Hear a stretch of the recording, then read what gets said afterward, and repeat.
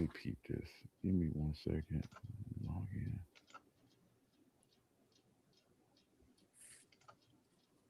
I think it just takes a moment.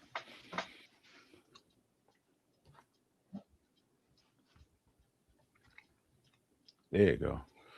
All right.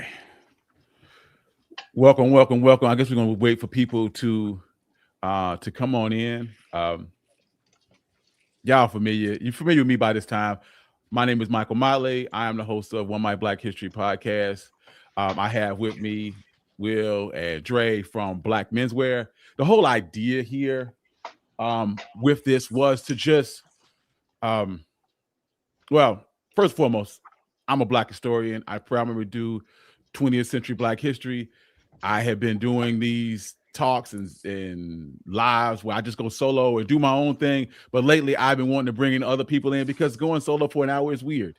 It sucks. So I have been doing these talks where I bring people in and we just kind of chat and shoot the shit and more of a creating history in the moment rather than talking about what happened yesterday. So that brings us today that I have Will and Dre from Black Menswear, and I am going to let them introduce themselves, tell me about the brand, talk about you, introduce yourselves, and tell people who you are. Cool. Since Dre's CEO, I'll go first. We'll say the best for last and whatnot.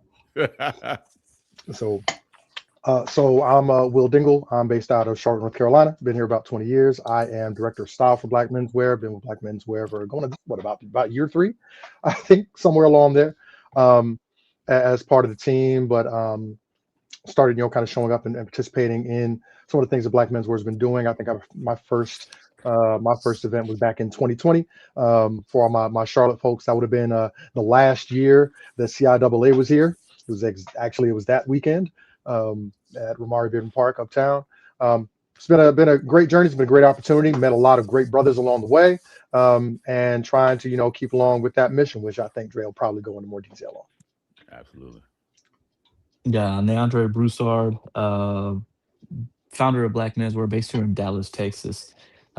We are, and we like to say that we're like the voice of the well-rounded Black man. I mean, just to be honest, right? Our mission, our narrative initiated from our changing the narrative, right? Looking at how is it that all of these stories about Black men don't actually match the Black men that are in my life, the Black Right. men that were my friends, family, good brother doing great things in the community. And so leveraging our platform to be able to be the catalyst of change for that. That's where we started. Right. To Will's point, kind of joined on as we started doing these things that have got us known around the world for our flash mob movement, where the whole point of those movements is just to provide a safe space for Black men to come together and network. You'll see the content, but you don't hear like the conversations that are going on behind the scenes, like when the people are actually at the mobs, man. And that's the beauty of it, right? That's where people like will come one time and decide to stick around for like, man, when the next time y'all doing this? When the next time y'all doing this?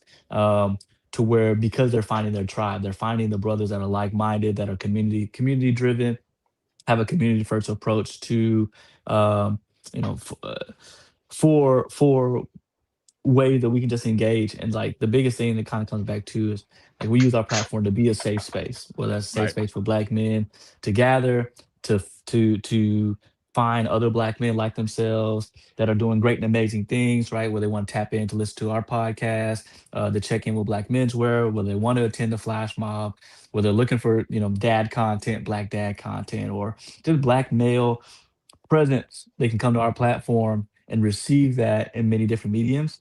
Just being a voice for the upward mobility, the connectivity. We do community service as a part of our weekends, but it's bigger than just brothers in suits. It's really about the man that's in the suit and how that man can have a safe space to grow and plant roots and then have that blossom and grow. Absolutely. Absolutely. I saw you guys started in 2017. What specifically happened in 2017 to kind of started that, or was like the catalyst, the straw that's like, you know what, I need to do something different. Truthfully, like the movement caught wind around 2017. 2015 was really like that first moment of like you gotta do something, right? And that's what launched the social media platform. It wasn't what it is today, but it just launched a page that just took black men that looked good, put them out there. Right. The straw that broke the camel's back for me to start a platform was Philando Castile. So for those that don't know about Philando Castile's story, Philando Castile was one of the many brothers that had been murdered by the police. Um, and his story was extremely different because that was the first time that there was no wrong done. You know what I'm Right. saying? Where it was just Right. like everything else, there was a gray area. There was Yeah. always a Yeah. gray area.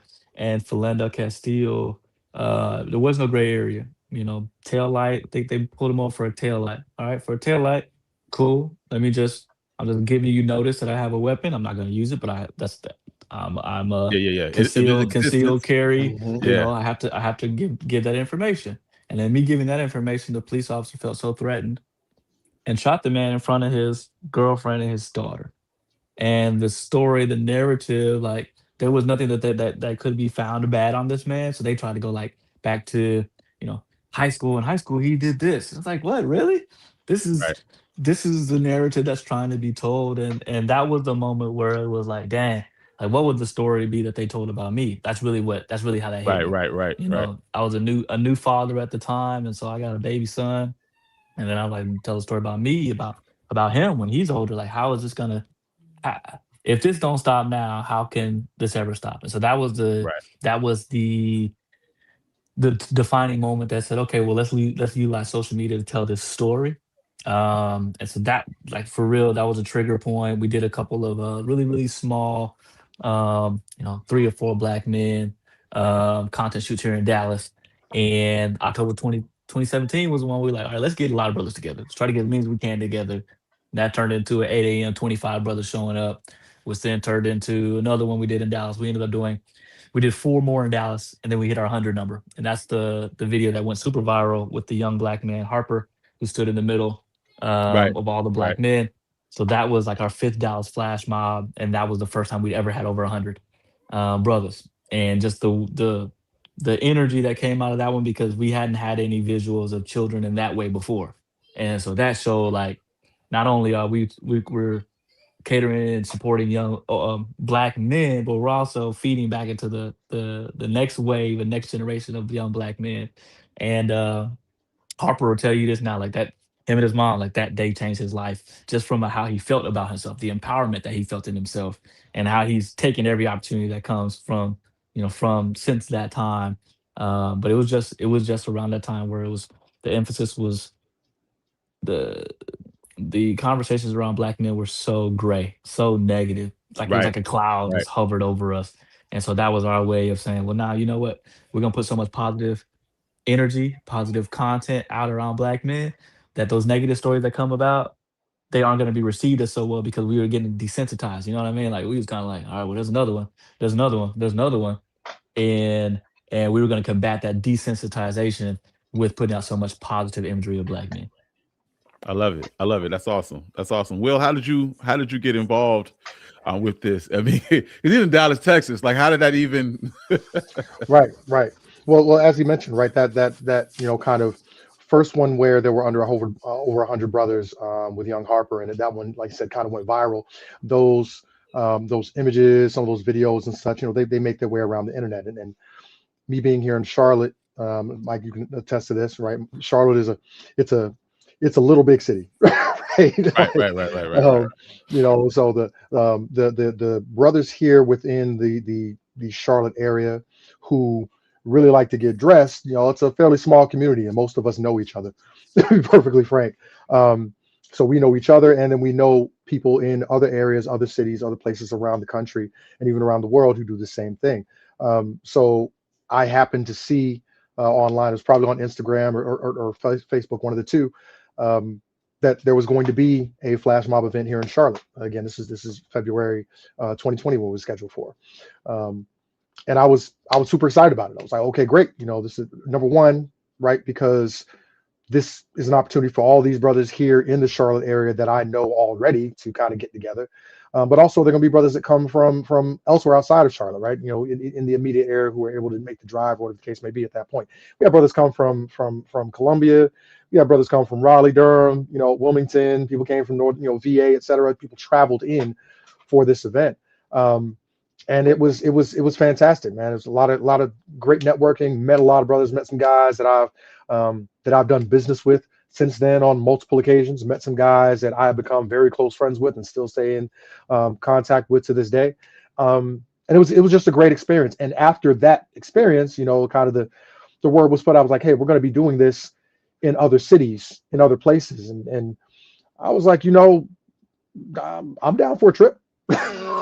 Frankly, right? I'm down for a trip. You know what I mean? Like, you don't get but so many opportunities if you really like to get dressed. You don't get but so many opportunities in your life where you have an excuse to anyway, right? Unless you make them, you create Right, those, right, right? right, right, right. So I was like, all right, cool. Like, I'm gonna travel out and meet some more brothers in other places, right? The internet has made the world smaller in a lot of ways, right? You connect with Right, people that you've never seen in person. So coming to some of these additional cities and meeting some of the brothers there that dress well and are knowledgeable, people who I can learn from and gain inspiration from, and also some of the younger brothers that I can maybe inspire and pass along some of my knowledge and some of my experience to. It was just great. And then next thing you know, we we're past the point of, all right, we're traveling around the US. Dre's like, yo, we going to Paris. Oh, word? I- I've never been to Paris. Let's go to Paris. you know, that was kind of an easy sell to the wife. Like, hey, sweetheart, you want to go to Paris? Yeah, sure. right, right, right. So we did a mob in Paris, and that was fantastic. Did some more here in the States. The following year is like, you know what? I think we're gonna go to Africa. Oh, say less. Say less. We going to Ghana. Hey, babe, you want to go to Africa? Yes. So that's really what it was, man. I continued showing up, um, continued trying to help out where I could. Like, I saw that this is a movement, and obviously there was a core team that was helping put this on, but at each instance, at each iteration of it, it gets bigger and it gets bigger, and it becomes easier if more people are willing to lend a hand. And really, Right. that's initially what it was. It was like, hey, bros, anything I can help with? Y'all need a hand. What can I do? I've been to like four of these. I know the run of the day. Usually, like, cats ask questions, I can generally answer them. Yeah, yeah. I could Um, generally put in some input. I've been doing this before right, right. so many So times. How many you been so involved? How many you guys done? How many of you have been involved with? whew, boy. um, We've done I'm I'm over the years, like as we're coming up on Vegas now, I think Vegas is like number 32, maybe, yeah, that we've done globally. Um, and so like we've between, LA, New York, Toronto, Baltimore, DC, Philly, Miami, Tampa back in the day, Houston, Dallas, Charlotte, Atlanta, Atlanta, uh, Seattle, uh, uh, Vegas we've Oakland, done before, Oakland, yep, uh, uh, Detroit, Toronto, Chicago, Paris. I mean, all the markets, all the markets, all the yeah, markets. yeah, yeah, And now it also like they're also fairly strategic. And this year's tour is a little different because historically we've always wanted to stand the flash mobs up alone by themselves. We wanted them to be able to be the reasons people come into town, if that makes sense. Guys are traveling up because they want to be a part of, and they want to feel the brotherhood without distraction. But now, where we're looking at it, this year, um, four of the six that we have for this year are a part of 10 pole weekends. So we're going to Invest Fest this year to introduce brothers to what the Invest Fest is. There are a lot of brothers that are entrepreneurs that are business owners and maybe not have never been to Invest Fest. So us making our flash mob in Atlanta the same weekend as Invest Fest, and then us actually going and attending Invest Fest. Everyone doesn't have to go to attend to be a part of the flash mob, Right, but those, you go to the flash mob, and then thereafter it's like, oh, brother, we all going over there too? Cool. I'm gonna go and be in that environment, that ambiance, right? I right. might learn something. I might, meet an investor. You just never know. So the Um, idea here is to try to get you. I want to get you in the door with the flash mob, but also like there are other things here. There's a route here. There's some other things we want you. we want you to become a little bit more than just getting dressed up. You know what I mean? Like, and a lot of the brothers that are a part of the weekends they're always looking to experience new things, experience ways to level up. And like, so all of these are opportunities that we're looking at ways to level up. DC, we're going to do during CBC weekend, Congressional Black Caucus, because that Yeah. is a way for brothers that are in these different areas. Maybe somebody that's looking to get into politics. Maybe somebody looking to meet somebody that's in politics in their area. Right, just being able to have close connectivity within that space. Also, like Culture Con for New York, and when we go in October, that's a creator's heaven. Like creators go there all the time to meet more creators, to learn from creators, to find out how creators are doing better on monetizing different things. And so, just being able to put guys in the right spaces is a very much a focus for this year with our movement. 100%. It's literally like it's multitasking on a macro level, right? It's like right. It's like all right, brother. Historically, a lot of the cities, we've done some pretty large markets, and if you're not from those, as I said, I was one of the brothers, and there's multiple brothers out there like me who were like, no, I'm gonna travel to these in different cities for this experience, right? Okay, if you're one of those brothers that just likes to travel and meet other brothers, okay, cool. Like once you've been to Vegas once, you've been to Vegas. Once you've been to Miami once, you've been to Miami, right? Okay, what other reason can we give you to pony Right. up To money to come. make this trip Yeah. Yeah. to Yeah. these places, right? It's great that there's gonna be a flash mob there, but there's other things in the city to do. Yeah, we Yeah. have Yeah. events that we curate, but we want you to There feel needs to like be a you came reason, to a this. catalyst here. I Yes, can't just bring you in for a flash mob every single time, especially after you've experienced the city, which I can agree with right, Miami. I'm right. not a huge Miami fan. Right. We want you to get more out of it, as Dre said, more out of it than just okay, So even the perception, oh, you came, you showed up, you put a suit on, you met some brothers, that's cool. Did you get more out of it? Did you walk away having grown a little bit, Yeah, right? as a In, person. in some way, shape, or form. Yeah. Yeah, I get that. That's real understandable. And honestly, it's one of the reasons why I wanted to talk to you guys because I knew the flash mob was the catalyst. I want you to go somewhere, have a vacation, but also like behind that, there's a message here. There's something that you can learn and use this to continue to grow from it. Especially like you talking about to invest fast because I think my homie in the chat too. He just got me into investment and Mhm. investing, and I was real. I was real I'm good. I'm good. I'm good. I'm good. I remember, Yeah. man, I'm gonna tell you how bad it was. He told me about Nvidia. Oh, ah, Man, long time ago, it's been years. You hear me? You know Mhm. how much money I could have made.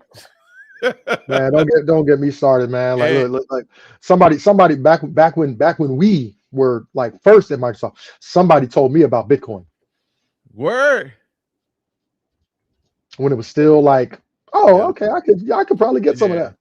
I remember someone else had a similar one of my other homies had a similar thing. It was like, hey, you should take must have got a bonus or something. He's like, hey, Mhm. we should take your bonus and go buy some Bitcoin. And at the time, like, fuck is that? Man, ain't no way. What is that? And I honestly I don't know where that guy is, but I think he's on a yacht somewhere. He definitely Probably, probably. he's I definitely mean, and even now with the kind of where the economy is, and don't tell them what's going to happen with Bitcoin, but still, like the fact that, like you said, like somebody at least made the attempt to yeah. put you on. Yo, somebody tried to put me on. I disregarded their information and I think about where I could have been. Because I mean, to be real, he told me about Nvidia. They were still in doing GPUs to mine Bitcoin. That's how long ago this was. Oh yeah, Mhm. You know yeah, what I'm saying? Like, brother, yeah. That's like that's brother. ground floor. I think that's what I'm talking about. It was ground floor. Matter of fact, it was so early on. I knew who Nvidia is because I'm in that space, but he didn't. Yeah, He had no idea. he didn't even know what Nvidia really He didn't was. even know what it was. He was That's like, "Hey, my crazy. advisor told me to get into this," and then he had been receiving returns from it. He's like, "Yo, you might want to get on." And like, man, I ain't invested in no Yeah. GPU company. What is you crazy? Man,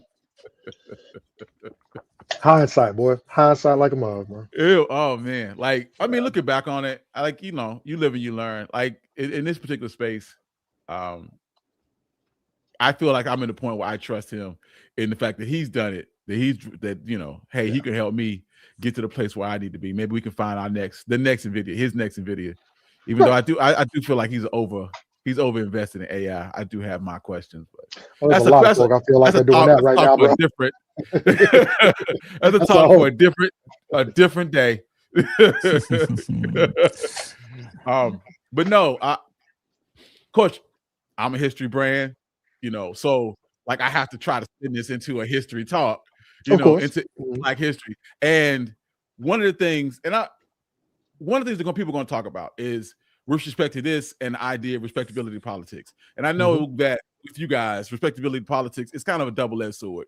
Like on one hand, you're like, there's nothing wrong with this, but there is this a bit of a negative connotation there with regards to why should I have to dress up or present myself in this, European centric aesthetic, or like the one thing you hear a lot is like they killed Martin in a suit, stuff like that.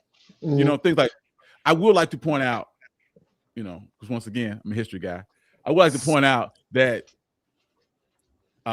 respectability politics does have it's dual-sided. Like, yes, you are presenting yourself to the world, to white folks, and having them change the way that they view you outwardly.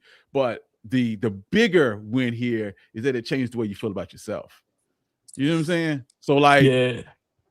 I feel like that's where you're coming from. This is the plan here. It's not yes, it changes the way the world sees us, the world sees Black people. And when they Google a Black man, maybe instead of a mugshot, you guys will come up.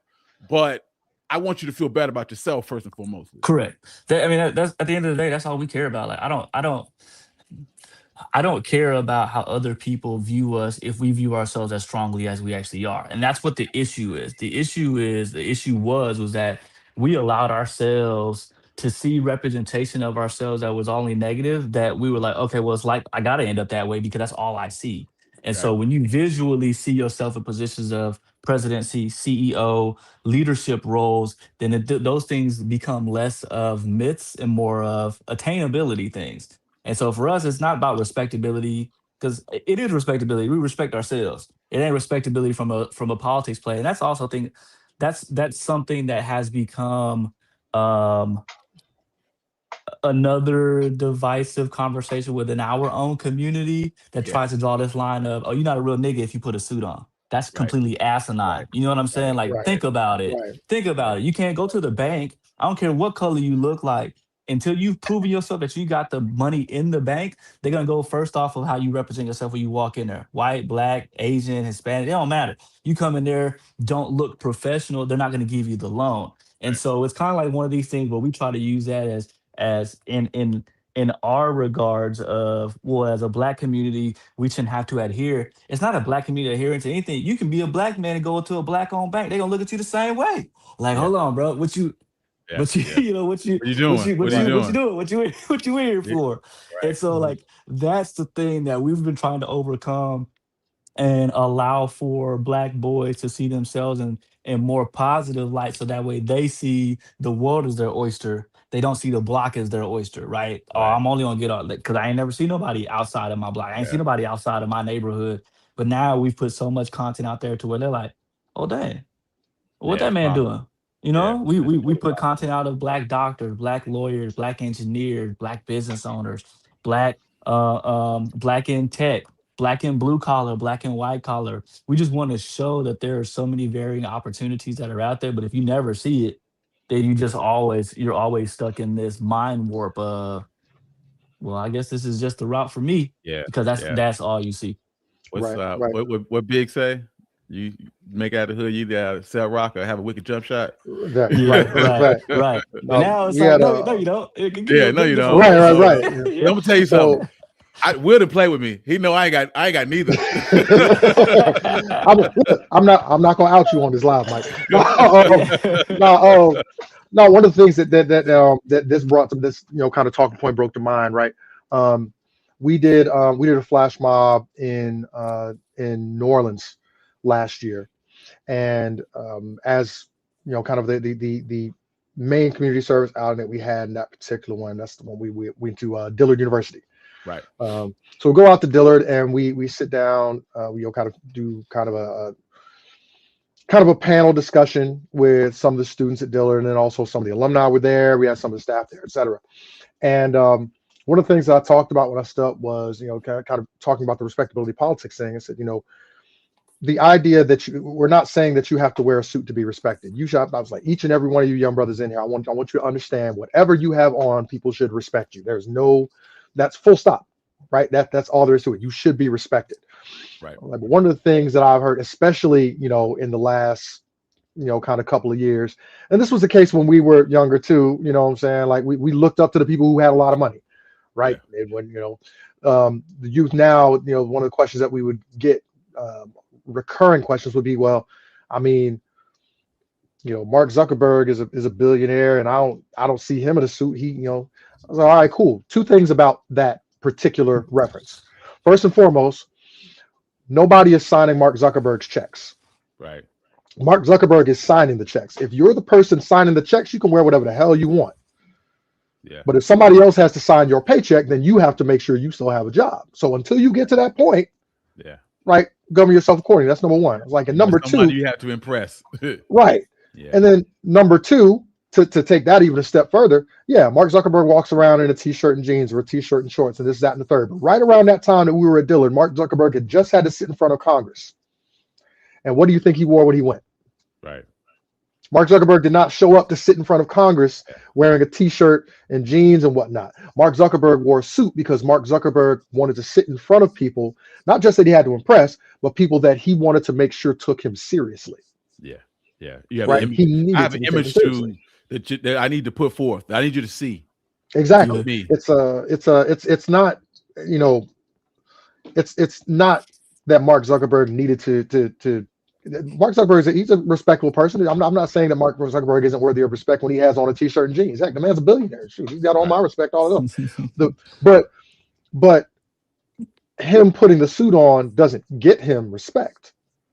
What that gets him is it gets people to pay attention when he has an audience.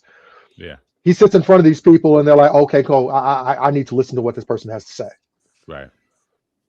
So it's not a situation where we are never telling anyone, especially within our community, that they have to dress a certain way in order to or present themselves a certain way in order to be respected. That is never the case. However, we will tell you there are ways that you can present yourself that will increase your chances of capitalizing on opportunities that are in front of you. Yeah. Which is a big thing. I think that's when we were younger, we feel like these opportunities are going to continue to come back around. They're always going to be available. They're always going to be chances. But as you get older, when you get into your 40s, like us, you realize two of us. Close.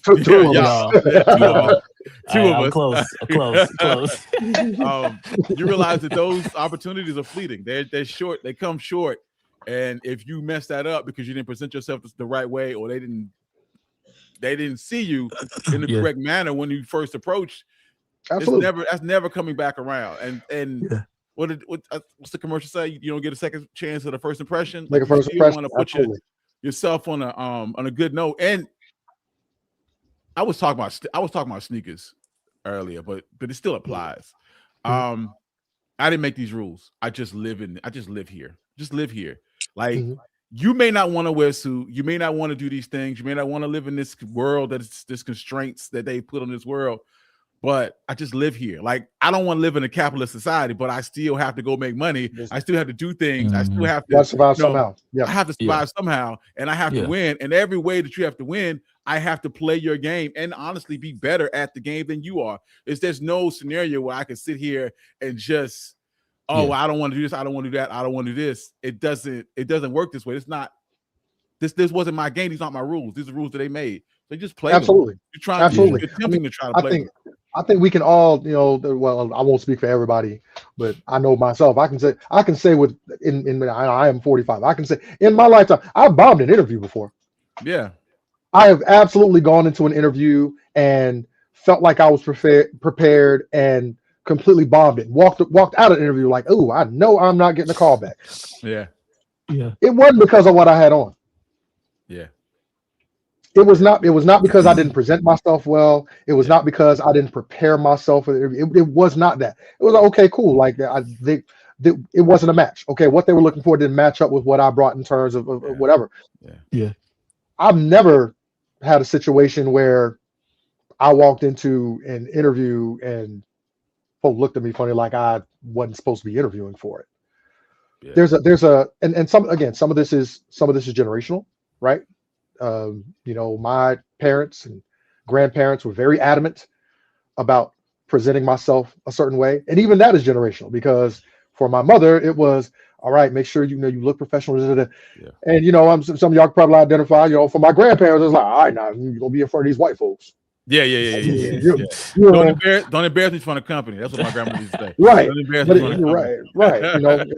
right. And that's a cultural and generational thing, and each I think generation is trying to advise the generation behind them about what they've learned as best they can.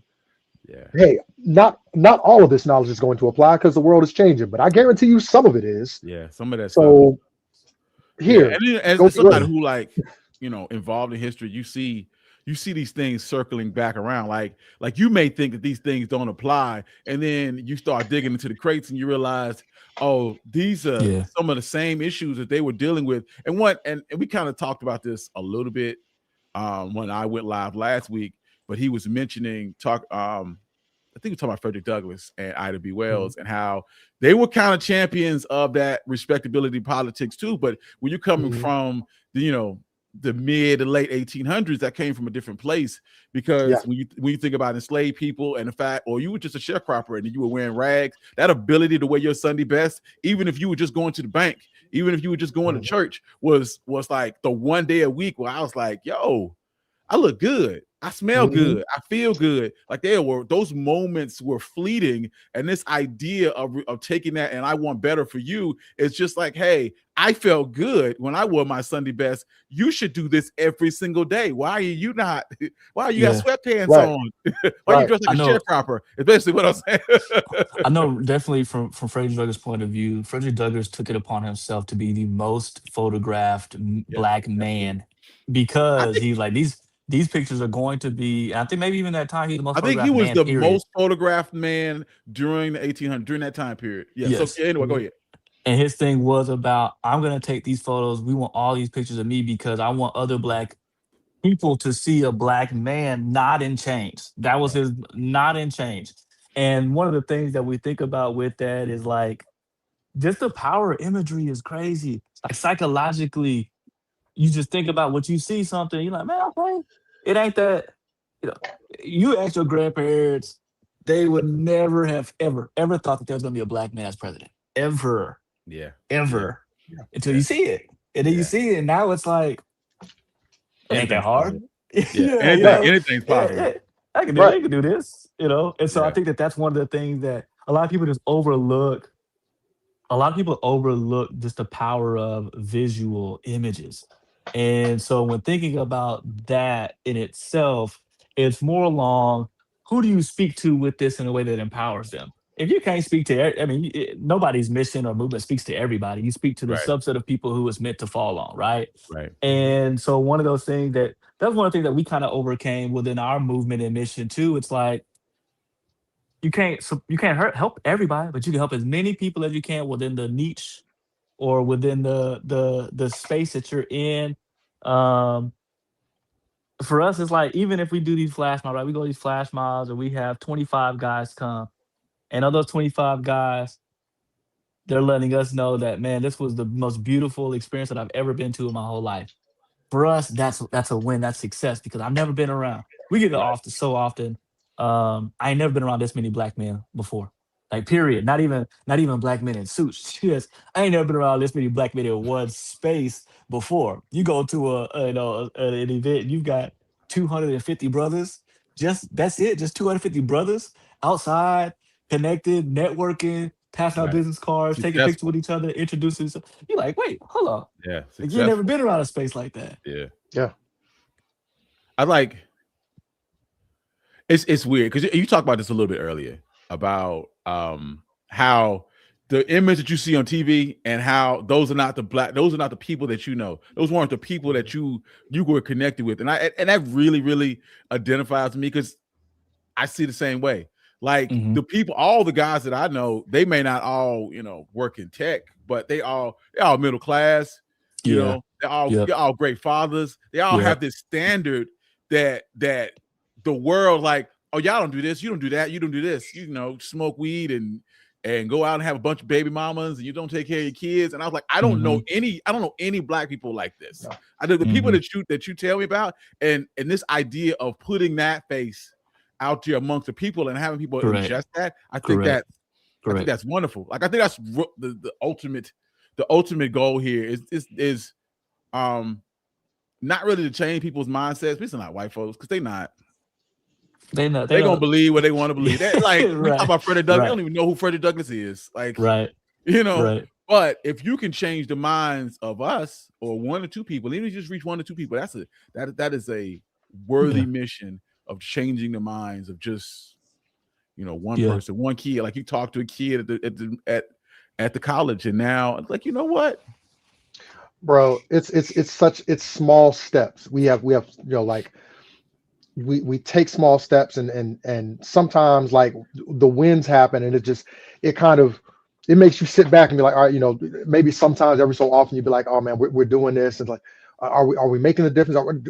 Do we need to, you know, check our rudder and make sure we're going the right direction? Like a couple of years ago, we had a young brother that we brought in to help with some videography for us, and like I feel like on a small level, like we low key kind of like changed this brother's life. This brother has traveled with us. We went to Miami a couple of years. This brother had never been on a plane. Really? Right? Had never been on a plane. Flew to Wow. Miami with us. Did some video. Next thing what I'm saying, he's a young man. He goes to Central. Some of the footage that he shot for us and the content he put out got him a scholarship for the following semester. Really?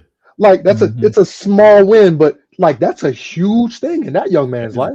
That is a huge thing. That's You that's know what I that's mean? everything to him. That's an Yeah, opportunity that he probably wouldn't have seen otherwise, especially when you absolutely. surround yourself and God, it's so sad. I'm quoting Joel Osteen, but I don't know if he had his thing. It was the granted to my defense. It was like an excerpt before a rap song, but I remember him saying Okay. that like the people you hang around are the people that you will end up becoming. If you hang around people who ain't shit, you become ain't shit. If you hang around Ain't people That's who a shit. got Yeah. fact. That's goals, a fact. great goals, then Yeah. you start to mimic the things that they were doing. So you wouldn't. So Oh yeah, just your presence around this young brother changes his trajectory because he can see people that are better than himself. You have something to strive for. I don't want to make it Yeah. seem like it's a competition because it's not a competition, but it is kind of a competition. Like I know people that I'm yeah. around. Like, you know what, I could do. Yeah. It's Right. I friendly could do better. competition. It's Yeah. 100% friendly It's competition. Yeah. yeah. Yeah, Yeah. I could So do it's better. I could be additional. better. It's Go ahead. motivation. It's inspiration. Like I say, it's like, man. And then, but even with that, I might even ask that brother, like, "Hey, how you do that?"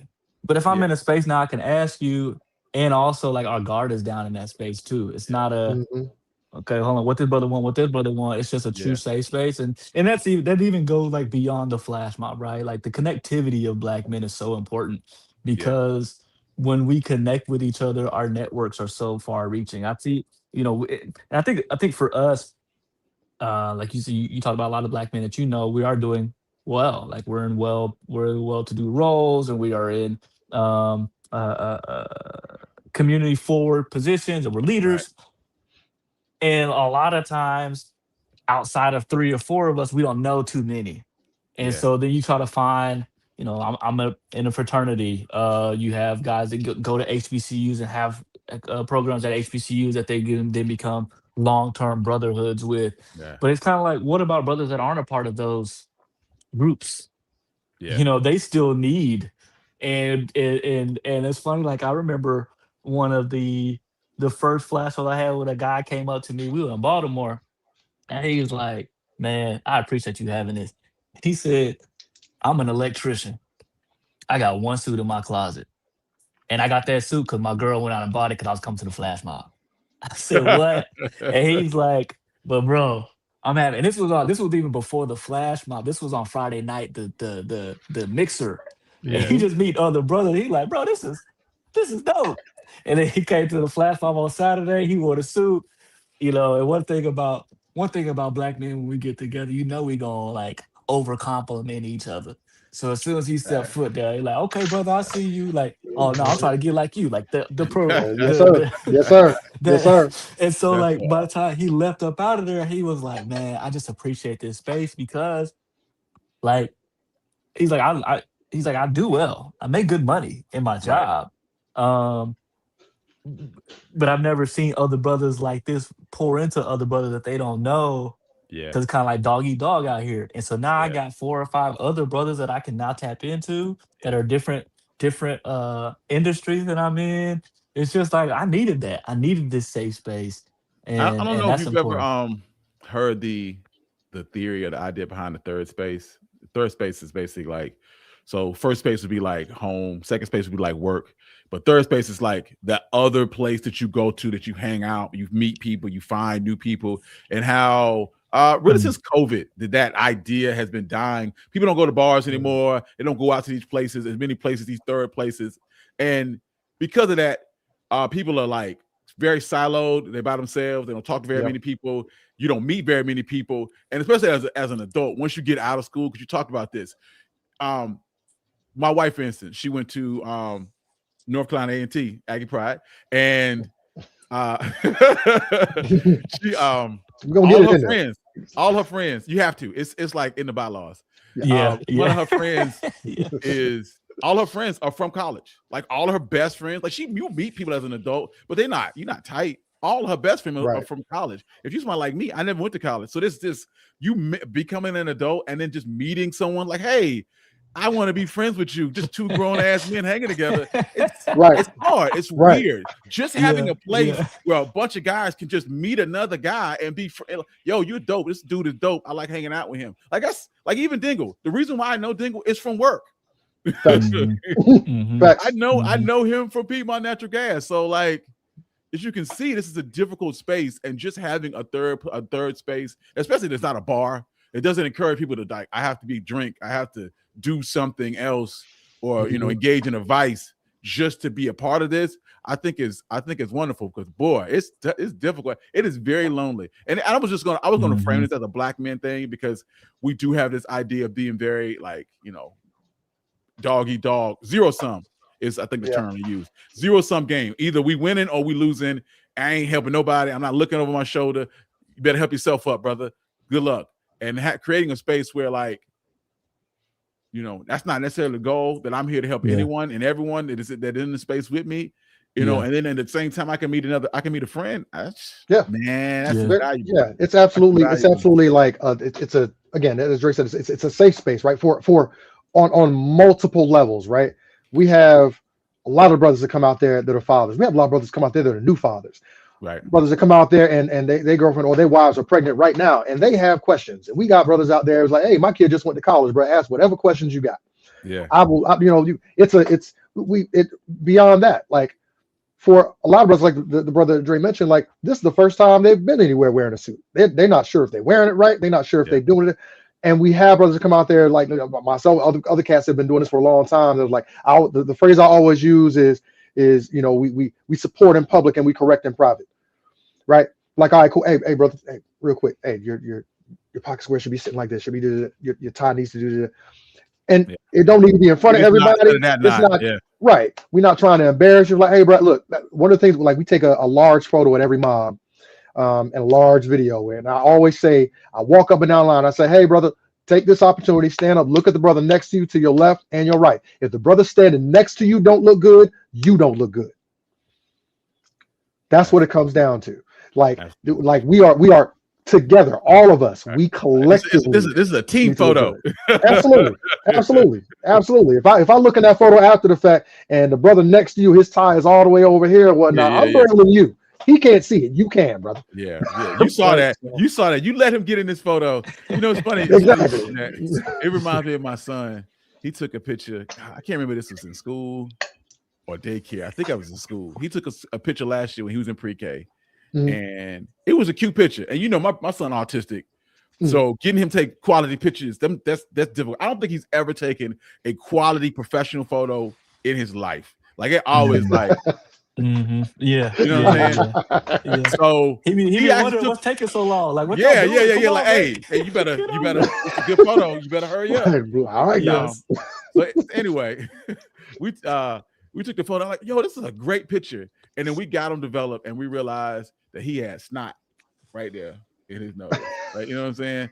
And your story reminded me. I was like, my son's autistic. Okay, Somebody in there should have. Somebody Come on, got to be the adult here and wipe my baby nose before he takes probably the best picture he's ever taken. Yeah. Help me. You know what I'm saying? Snotty dripping right now. Yeah, it's not. Luckily, it don't look. It was kind of invisible. We couldn't see it that much. We had you can Photoshop it. As a parent, I don't think anybody else. Anyway, how do you push back against people who say that this entire thing is kind of I know exactly what you're looking for. Materialistic, okay, show driven, all about the outward exterior, not what you feel like inside. Like, how do you performative? There you go. That's the word I'm looking for. That's performative. Yeah. Yep. I'll go, and then because I'm going to give a look. Here's how I feel about it, and then Dre is going to give a very CEO answer. Yeah. Because Dre's a real nigga, but he's also a CEO. Yeah. He gotta be chill. He gotta be chill. Yeah. I'll say a little. Get you a leader who can do both. Yeah, right. But get you an Obama who can do both. You know what I'm saying? No, like so multiple times, virtually every time that we post, like we do one specific video at every mob where we line all the brothers up, right? It'd be 100, 200 brothers lined up, and we'll post that. We post it on Instagram or whatever our socials are. Inevitably, somebody pulls that down from our Instagram and reposts that on Twitter. 50-50 chance of whether they're posting it in a positive light or not. 100% chance, especially on Twitter, that a lot of the comments are going to be negative. I mean, that is Twitter though. That is Twitter. I mean, that's Twitter. Yeah. Twitter. Big thing with that is, number one, it's okay. Oh, so what y'all had a weekend? Y'all just all put suits on and come out and take pictures? We didn't say that. We have a whole weekend where we have, we do community service. We have, do different events, whatever. So that's, you just didn't take the time to look into it. Then it's, well, what are y'all doing in y'all community? Like, I think one of the malls, I forget which one it was. I think it was the Dallas mall. Someone was like, yeah, you know what I'm saying? This, y'all probably, left your kids at home with and you not taking care of your kids and stuff. But it's crazy how powerful the propensity is for people who aren't doing anything to ask you why you aren't doing more. I will say this, not to cut you off. One of the things that's very, very amazing to me when you talk about this is the very stereotypes that you are fighting against are the ones that are being pointed that they're trying to put on it. That you want to put on you. You know what I'm saying? I'm here trying to change the way you feel about yourself, and then they're in the comments like, I bet your kids sitting at the house. I bet you got like 9 kids. We had people that was like, now y'all saying y'all got to put on a suit. What about brothers that got blue collar jobs? There's truck drivers, plumbers, electricians, all these people who are blue collar workers. There's people who are, working manufacturing, working retail. We are inviting brothers from all walks of life, from all levels of income, whatever. The objective is for brothers to come together and help elevate each other collectively. And it's always, again, I think the thing that in my mind that I've come to with it is show your work. Right. Why we make a conscientious effort now to make sure that we are just as loud about the connectivity as we are about the community service and the sewing into each other as a community, and the support for Black women as well, because that's the other narrative. Like, I bet you all them brothers out there, I bet they all married to white women. Like, what? How? Wait, straight to white women? We talked about this the other day too. It's just the narratives are crazy, and it's even wilder seeing it from the inside. Yeah. Like being a black man who's an active father and married to a black woman with natural hair, and hearing that y'all probably don't take care of your kids and y'all probably married a white woman. I'm like, Yeah. me? You're right. What? My son's here. He's here. I Like brought my him son's with in the me. pictures. My Right. son's beside me. We Exactly. got on the same suit. What do you That's mean? exactly Like, what you're talking so about. it's So crazy. It's crazy. So anyway, go ahead. Go Yeah, ahead. I'm always one of those like just come experience it. If you have that same mindset afterwards, or actually talk to somebody who went, you got the same mindset afterwards, then we're doing something wrong. Like right.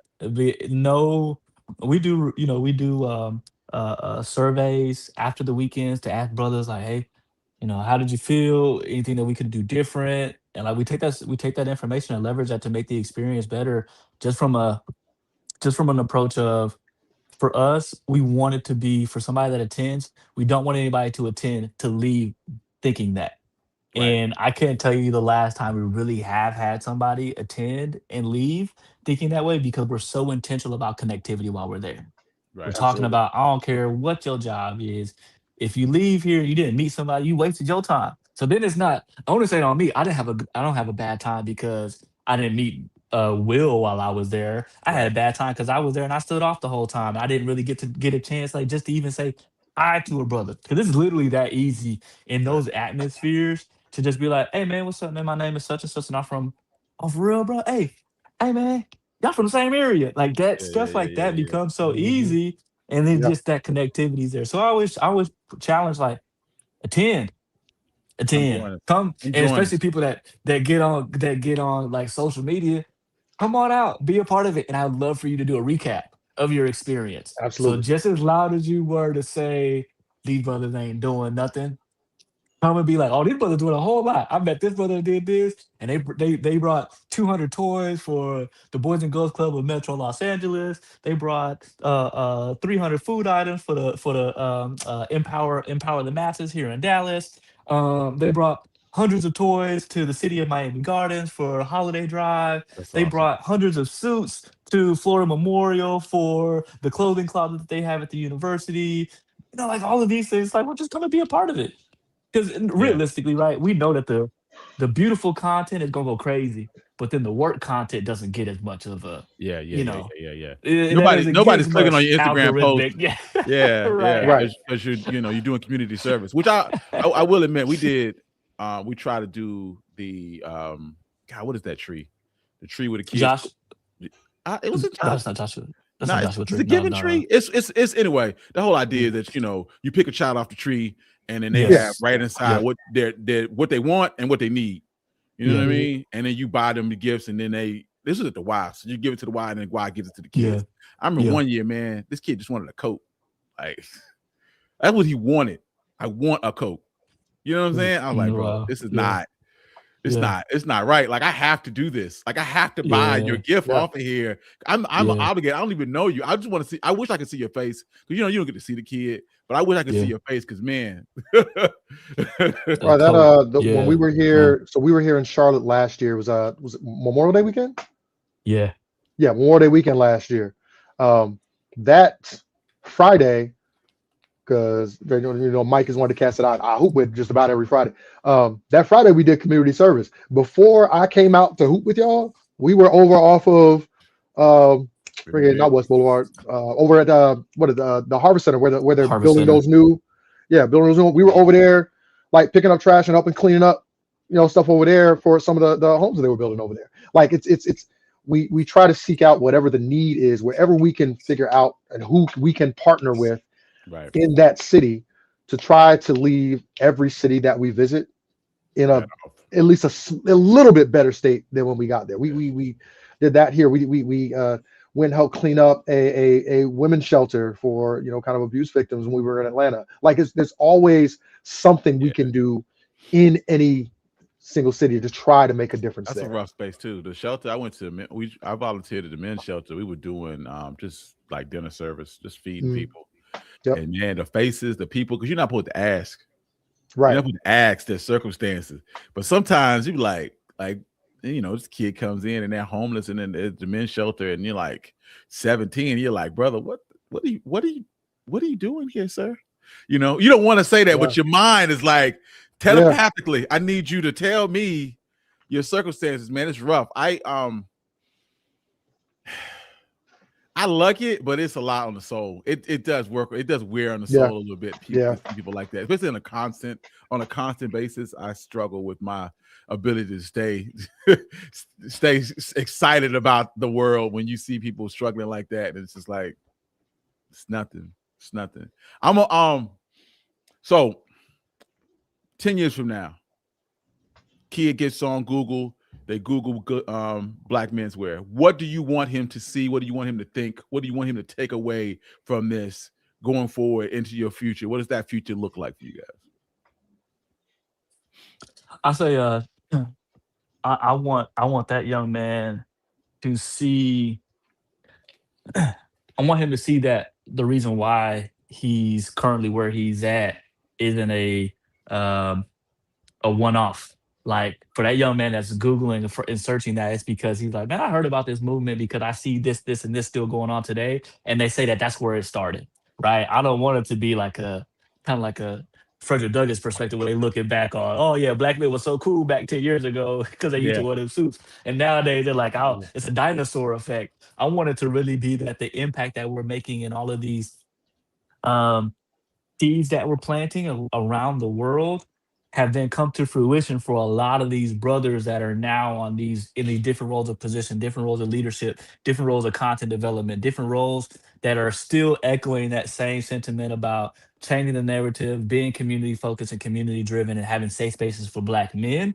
I'm really excited to see like what is that real staple tent pole that is the moment where Black men still galvanize together. To be fair, we haven't even successfully captured that. Like we got the regional events. Our regional events do extremely well, but it's like where is that? Like the Waymaker Summit in LA. Shout out to Lewis Carr, right? Like we had the Black Men Summit a few years ago.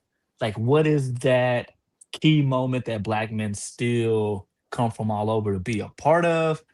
10 years from now, that moment will be around. And those young men that are looking at that is like, oh, this is kind of the thing that started all of that. I will say one of the things that really impresses me about you guys, because we were just talking about this. We were mentioning like Montgomery bus boycott, Birmingham campaign, and their ability to be able to mobilize people without like mass communication. It was mostly just word of mouth. I think, for the Montgomery bus boycott, Ella Baker was just printing out flyers, you know what I'm saying, and handing them out to people to let them know that on this day, this is what we're doing on this on this day. And how we seem to be connected from that. We have all the communication in the world in 2026, but we don't seem to be able to use any of that to mass do anything. So you guys' ability to be able to mobilize and get, 200 Black men in the space, like, hey, we're going to be here. It's going to be a bunch of us. It's going to be dope. Is like, you already doing something that many people, many groups, struggle with. That ability to be able to say, hey, not only we come in, we do a flash mob, but we're going to volunteer. We're going to give toys, tots. So we're going to, volunteer at the women's shelter. That stuff is it's a fledgling movement. Like that stuff is in the same vein as these campaigns that came before us. This is a direct result of our ancestors and the things that they were doing. It's just being mobilized in a different way, in a different aspect. For sure. We are carrying on tradition, brother. Carrying on tradition. Absolutely. Yeah, absolutely. Sure. I said the same thing when I talked to Rod the other day, and then, and how he was in Black media, and I'm like, brother, man, like John H. Johnson from Ebony or Robert Abbott from the Chicago Defender, you say in that same vein, you don't see yourself like that because you're in it today. But when people look back in 10, 20 years from now, they're going to, hopefully they look back and they say, Black Menswear. It was before that time. They were doing this, and many people did not see the vision. They were on Twitter and they were like, these niggas just showed up in suits.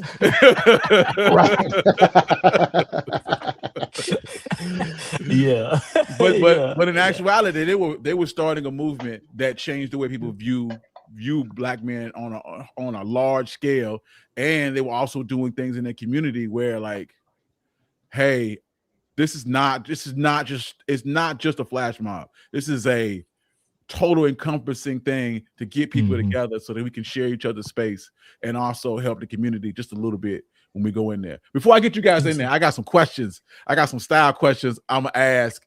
You know what I'm saying, for the people. Okay. Okay. I know this is weird. This is right up your alley. That's where I live at. That's where I Yeah, thrive where at you right live here. at. All right. Let's say you got a brother Mm-hmm. and he doesn't know anything. He's like, I'm coming from zero, right? Mm-hmm. What is a quick tip you can that will instantly make you better than 99% of brothers, or instantly make you better, feel better, or smell better, or feel better, or whatever? Okay. Very, very. First and foremost, find yourself a tailor. Right. I'm not saying that you have to have your clothes tailor made from scratch. Right. Gotta be Everybody bespoke. doesn't. Yeah. Everybody doesn't jump right into bespoke. You know what I'm saying? Right. That's a high ticket item. Right. It But is. whatever you are buying from the store, right, it is not made to fit your body. Right. Right. So if it doesn't, and it doesn't have to be an expensive tailor. Look, my alterations are done by a very nice Korean lady that works at the dry cleaners down the street from me. Okay. Find somebody and build a rapport with that person. Go in there and start having the clothes that you have or the new clothes that you buy altered to fit your body properly. Just those small changes, and they don't have to be expensive clothes. If they're made of natural, it can be your jeans. You can get some Levi's. If you get them properly fit to your body, make sure the length is exactly where it should be. Make sure the waist is exactly where it should be. You know, everybody's body is different. Make those changes, and that will upgrade your existing wardrobe.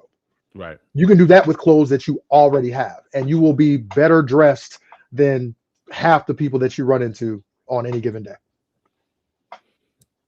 Yeah. You don't want to walk around looking like Charles Barkley. Bro, don't even get me started. Hey, bro, the All-Star game was this past weekend, and boy, I've seen some things. Money.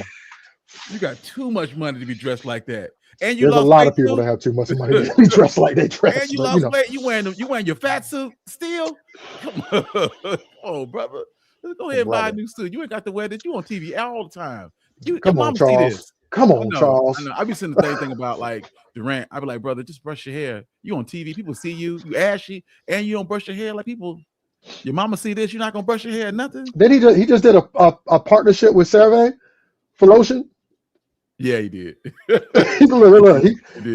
hey, listen, shout out to KD for monetizing ashiness. That is genius. Yeah. Oh my God, he was so ashy too. Never so ashy. I don't know. This is a completely different note, but did you see his little files? KD Burner files came out. He was talking about, ooh, they spicy. Ooh. He was talking about teammates. I'm at the Google those. Talking about old coaches. He compared one of his old coaches to Stoller and Mussolini. Oh, geez. That's a harsh reference. I got to see who that is. He said, and I don't know when this came out, but he was talking about, because you were talking about the Hornets last week, and he was mentioning that the Hornets have a better core than the Rockets. And I was like, brother, you own the Rockets. You play for the Rockets. Like, you got to see them dudes. You got every day. Every day. I know. That's crazy.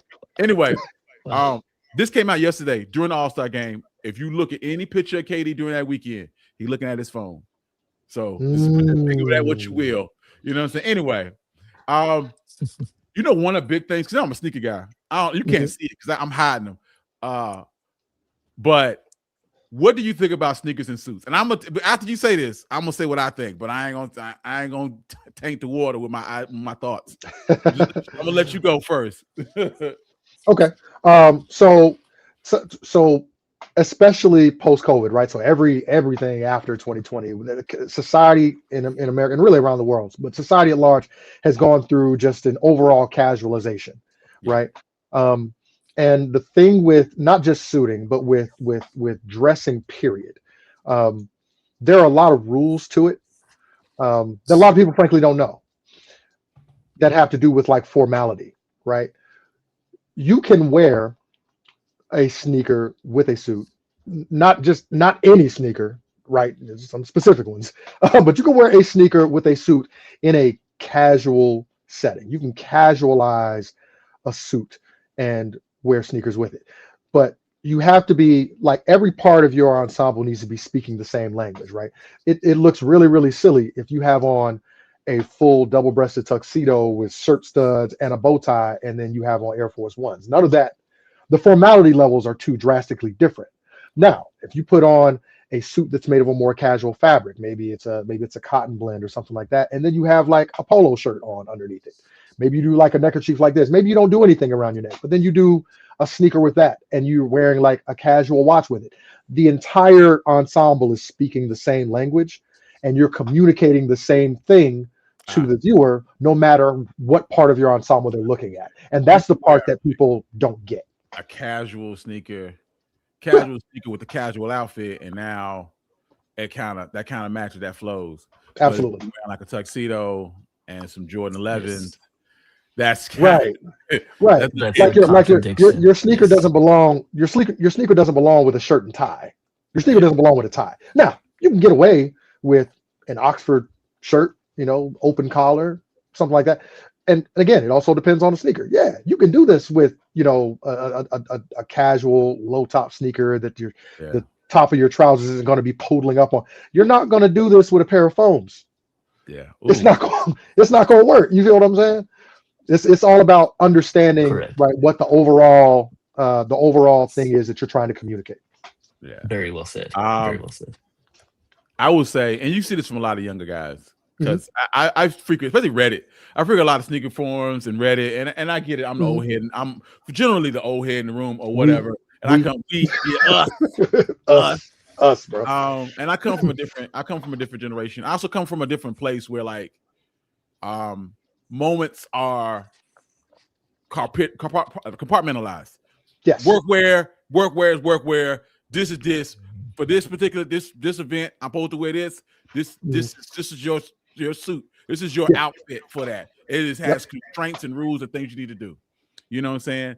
And for that very reason, I find wearing sneakers with suits like I be wanting to throw a rock at your head. Stop doing it. Hey, what do you think? Hey, I'm getting married this weekend. What do you think about my Jordan 11s? Do not do that. You're going to hate your pictures. When I say you're going to hate your pictures. I remember my cousin, she took some class pictures, like 11th grade, 12th grade, with like some Afro puffs, like Lady of Rage. And they were cute in 99. In 99. In 99. You look back in 2026, you're like, what was I thinking? Exactly. That's what you're thinking. What was I thinking? I look back at my wedding photos, and it wasn't even that long ago. It was just, my wife is not watching this. 2014. Yes, 2014. And even what I had on, I was like, ooh, that isn't a great look. I don't love this that much. This got a little baggy. I look like I'm drowning in it. And granted, it was a rental suit, but we got married on the beach, and I had on flip flops. It was cool. It matched. What was going on? That makes sense on the beach. Yes, that makes sense on the beach. It made a whole lot of sense. Like what we were doing, it all flowed. Like I had like a tannish, beachy, casual. Remember I wore a tan suit? It was like something like that. You know what I'm saying? Little linen, little cotton, lightweight. Yeah. But if you're going to your prom, or you're going you getting married at a plantation, which also is another thing. Don't do that shit. Don't go get married at no plantation. Don't be jumping no brooms out here. Yeah, don't jump no brooms out here. Especially on a different note. I swear this thing is sprawling. I'm going to Charleston in a couple weeks. I think for my wife's spring break, and I had we got married at Folly Beach. Okay. Well, we haven't been back since then. And since I started getting in this history space, I'm like, you know what? I'm gonna start going and checking out the history, the history in Charleston. One of the things you find out very, very quickly is this ain't the history that's for us. It's not. No, this is not for us. Charleston was the largest slave port in the nation for many, many years. And a lot of the history there is like Daughters of the Confederacy, old slave, the old slave market. A lot like they have plantation. They have a plantation there that you can go visit. It's supposed to be really, really nice. And it's like they have weddings there. And a part of me is like, I want to go see the slave quarters. I want to go see our piece of this history. But I promise you, man, if you have a wedding there, I might burn this whole motherfucker down. No, I would like to see. Let me know when you go. I'm sure they got to have something out there paying homage to Robert Smalls. They got something about Robert Smalls there. I know they got to. Not only that, but you can go to Fort Sumter. You could take a trip. Oh, okay. When he snapped what's the word I'm looking for? Stole the CSS planter, right? He had to ride by like 4 or 5 forts, but Fort Sumter was the final boss. That was the last port that he had to ride by before he could get to Union lines. Right. You know what I'm saying? So once again, Confederate fort. You got to understand, it's the other side. It's other team stuff. Yeah, absolutely. So still, you can go dead of night. And in the dead of night, he had on homie hat, had memorized his signals. Like Robert Small. Robert Small should be a movie, but he's a hero. Like this is sort of history I want everybody to see. And I think he either lived or was born in Beaufort, and I'm sure that Beaufort has something as a statue or something related to him. I'm not sure if Charleston does, but I know that if you know the history, you can at least view where this happened. You know what I'm saying? I can go see where these things happen. So that's my goal, is to go to Charleston and go view that history, but also understand, hey, this ain't for you. You're going to have to walk right past that Daughters of the Confederacy Museum that you almost walked into, but you didn't know what it was. Facts. Facts. 100%, bro. So, but yeah. Anyway, I am going to let you wrap this all. We're going to wrap this in a nice little bow before I start talking about history and get off on a tangent. So before we get out of here, though, tell the people what you do, what you represent, where they can find you. If they want to learn more about your movement or what you're doing, tell them where they can see that. We can find that. You mentioned you had a podcast. Tell the people about your podcast. And yeah, let them know where they can find you. Well, always check us out on all social platforms at Black Menswear, Facebook, TikTok, Instagram, YouTube. YouTube as well. We have a podcast that's on all podcast platforms. It's called The Check-In with Black Menswear. We like to say ain't nobody else gonna check in on us but us, so we're gonna take that mantle and run with it. So we have one-on-one conversations or one-on-two conversations with Black men and Black women, influential, and talk about the people behind it, right? So Q Parker, we ain't talking about 112, we talking about Q Parker as a singer coming from Atlanta and how he made his way into the music industry, right? Carl Kanai, we ain't talking about what it means to run one of the foremost hip hop brands, but we talking about like, bro, how did you get there? Why the kids picking on you in New York made you want to come out and design your own clothes, right? So just really finding out about the men and women behind a lot of the things that we see today is the point of the podcast. So definitely tap in with us. It's also heavily on YouTube. So listen to on your podcast channels, and then also search for The Check-In with Black Menswear on YouTube. And then just join the movement. That's one thing the Flash Mob does not have a height, weight, occupation, look requirement. Just pull up and get to know somebody else. We've got the 6 cities that we have for this year. We've got March. We're kicking things off in Vegas. We've got the Houston Flash Mob for Memorial Day weekend. We've got August. We will be in Atlanta for Invest Fest. September we'll be in DC for CBC. October we'll be in New York for CultureCon, and then December we will finish things out in Miami during Art Basel. So join a brother, bring a brother. You go to blackmenswear.com/flashmob. You'll see all the information there. And then join us. Looking forward to seeing y'all. The show for sure. Absolutely. Well, you got anything you want to push? No, man. That's pretty much the rundown, man. Of course, you can follow us individually. You know what I'm saying? Yeah. Dre is at Mr. Broussard, and I am at Mr. Will Dingle on pretty much all social platforms, man. Sometimes we get on there and we get real serious. Sometimes we are just being lighthearted and cracking jokes. Yeah. Come for the seriousness, stay for the laughs. Like that's the goal. Yeah. I might drop a gem or two. Might help y'all. You might learn something. Might help y'all put that shit on. I don't know. I might just help.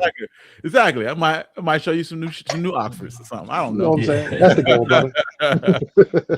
Anyway, I'm gonna let y'all get on out of here. I love this. This was wonderful. I really appreciate doing these chats where I get to talk to people, and especially because when I first started this series, it was mostly just talking to people in the Black history space.